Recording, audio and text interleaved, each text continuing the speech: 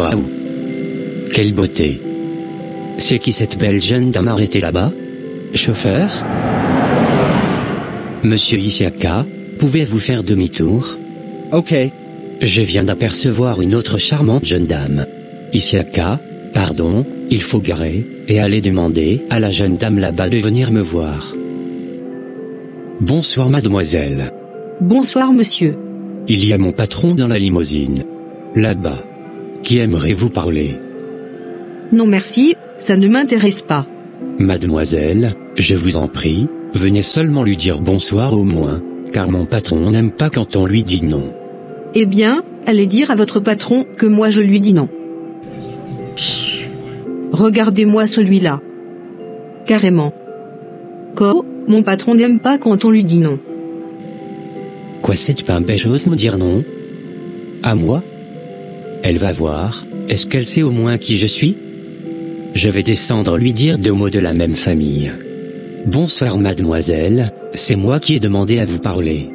Ok monsieur, et j'ai dit à votre chauffeur que ça ne m'intéressait pas. Ah bon? Et vous savez qui je suis dans ce pays?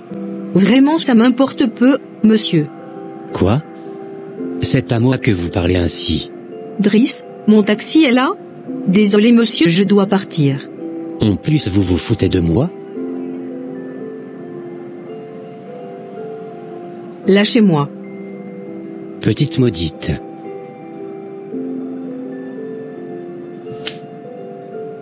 Vous allez regretter ceci. Vous allez voir.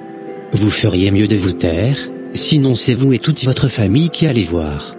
Vous m'agressez, en plus, vous me menacez? Exactement, et ça n'ira nulle part. Qu'est-ce qu'il y a mademoiselle? C'est le monsieur. Là-bas. Dans la limousine noire qui vient de m'agresser, parce que je lui ai dit qu'il ne m'intéressait pas. Quoi, lui? Estimez-vous heureuse, et dis merci à Dieu, car ce monsieur est très puissant et dangereux. Il fait la loi dans ce pays, il kidnappe les jeunes filles, leur fait du mal, et personne ne fait quelque chose. C'est monsieur X, l'homme le plus riche de la nation, un milliardaire. C'est le Goliath de cette nation. Il fait la loi ici, personne ne peut en dire mot. Je ne vais pas laisser ça comme ça. Il va voir. Le voici sur les réseaux sociaux, en train de faire la Java, regardez toutes ces filles et tous ces garçons autour de lui. Il va payer pour ce qu'il vient de faire. Mademoiselle, pardonnez, laissez tomber cette affaire, sinon vous allez vous attirer des ennuis pour ne rien. Ce monsieur a la police et le gouvernement dans sa poche. Mais, si je reste silencieuse, ce monsieur va encore agresser d'autres femmes. Et simplement pour cela, je dois le dénoncer au nom de toutes ces victimes, qui n'ont pas été courageuses, ou chanceuses comme moi. Et vous comptez sur qui au juste pour vous protéger? Je compte sur la protection divine, car si je suis là, ce soir à l'anniversaire de mon ami, et victime de ce monsieur, c'est que Dieu veut m'utiliser pour être la voix des sans-voix. Ma Bible dit que celui qui est en moi est plus fort que celui qui est dans le monde.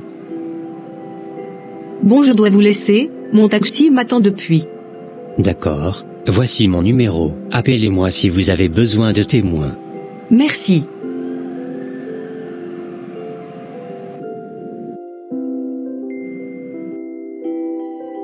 Bon, il faut que j'envoie un message à ce cyberactiviste qui a plus de 5 millions d'abonnés. Il faut qu'il m'aide à dénoncer ce Goliath de la nation, qui se croit tout permis dans ce pays. Il faut qu'il sache que ce n'est pas à tout le monde qu'on fait du mal.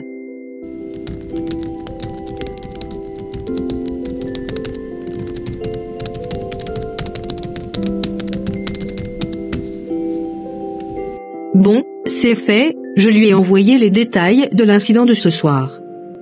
Il fera passer le message à une grande masse.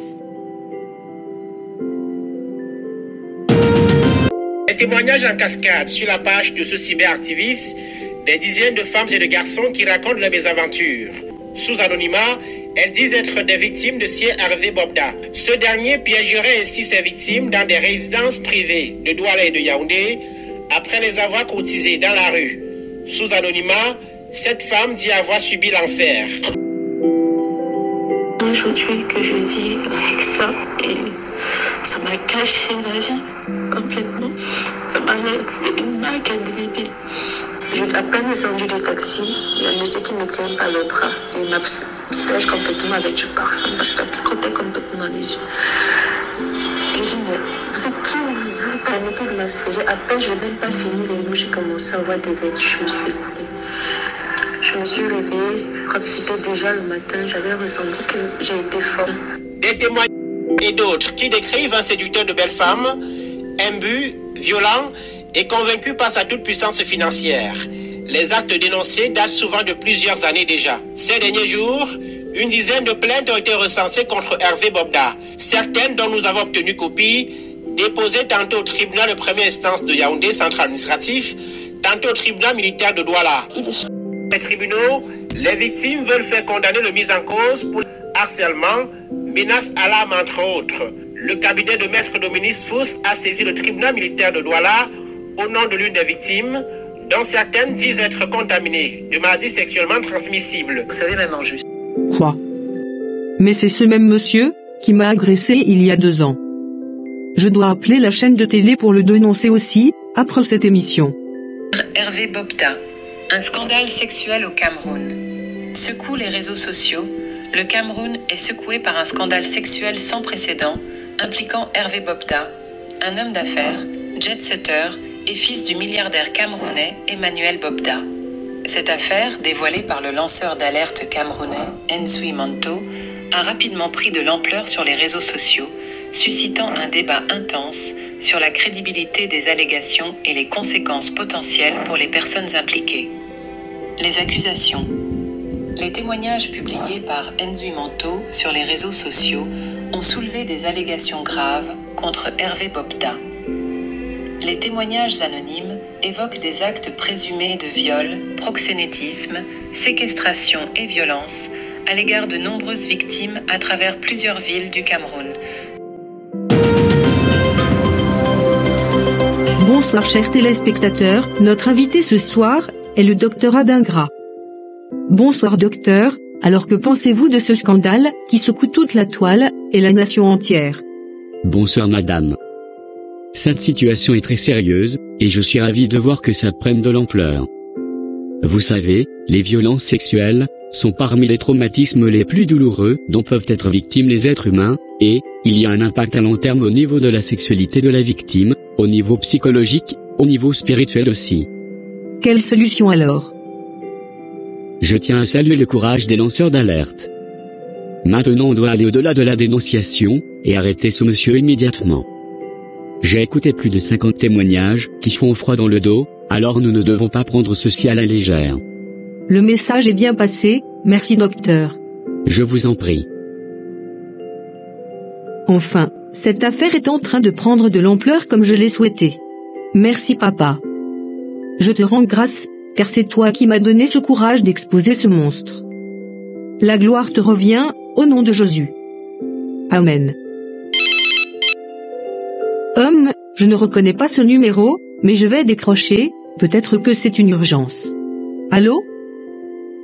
Oui, c'est elle-même à l'appareil. Quel scandale? Qui est-ce? Je ne reconnais pas ce nom. Et comment avez-vous trouvé mon numéro? Allô? Vous me menacez sur mon propre téléphone? Vous pensez que ce sont vos simples paroles qui vont me faire peur? Allez vous faire foutre, et ne rappelez plus jamais ce numéro.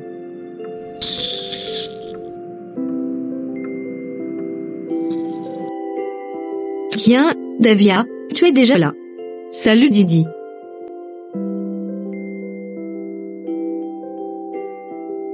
Alors es-tu prête pour la conférence des femmes chrétiennes entrepreneurs? La salle commence déjà à se remplir. Oui, suis très prête pour ma présentation. Viens, on s'assoit là. Et, c'est quoi le thème de ta présentation? Je vais essayer d'encourager nos sœurs à entreprendre, car c'est important que nous soyons des femmes financièrement indépendantes, qui ne comptons pas sur les hommes pour subvenir à tous nos besoins. Et j'ai été inspirée par ce scandale, qui est à la une des médias. Mes chères sœurs en Christ, en tant que jeunes femmes chrétiennes, nous sommes appelées à vivre pleinement la vie que Dieu a préparée pour nous. La parole de Dieu nous enseigne que nous sommes précieuses et que Dieu a des plans magnifiques pour chacune de nous.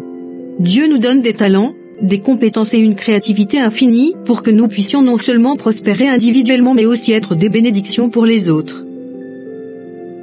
Soyons des femmes qui se lèvent, non seulement dans la prière mais aussi dans l'action. L'indépendance financière ne signifie pas que nous ne dépendons pas de Dieu, mais plutôt que nous utilisons les ressources qu'il nous donne avec sagesse et diligence. Engageons-nous dans l'entrepreneuriat avec audace, sachant que Dieu nous guide dans chaque étape. N'ayez pas peur d'explorer vos talents et passions. En conclusion, mes chères sœurs, souvenons-nous que notre Dieu est un Dieu de possibilités infinies. Engageons-nous à être des femmes financièrement indépendantes, non seulement pour notre propre épanouissement, mais aussi pour impacter positivement le monde qui nous entoure. Que Dieu vous bénisse abondamment dans vos entreprises et qu'il guide chacun de vos pas vers un avenir prospère. Amen. Merci. Chers téléspectateurs, bonsoir, et bienvenue au journal de 20h.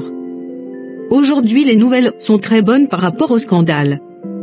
L'accusé, Monsieur X, vient d'être arrêté dans un motel, pendant qu'il était avec une présumée victime. Il est détenu à la prison Kama, avec une amende de 500 millions de francs CFA. Toute femme victime de ce monsieur est priée de contacter notre chaîne, au téléphone indiqué ci-dessous. Merci et bonne soirée. Bien fait, sa tête on dirait marmite de restaurant là, il va périr en prison. Gloire à Dieu. Sortez-moi de cette cellule immédiatement. Je veux parler à mon avocat.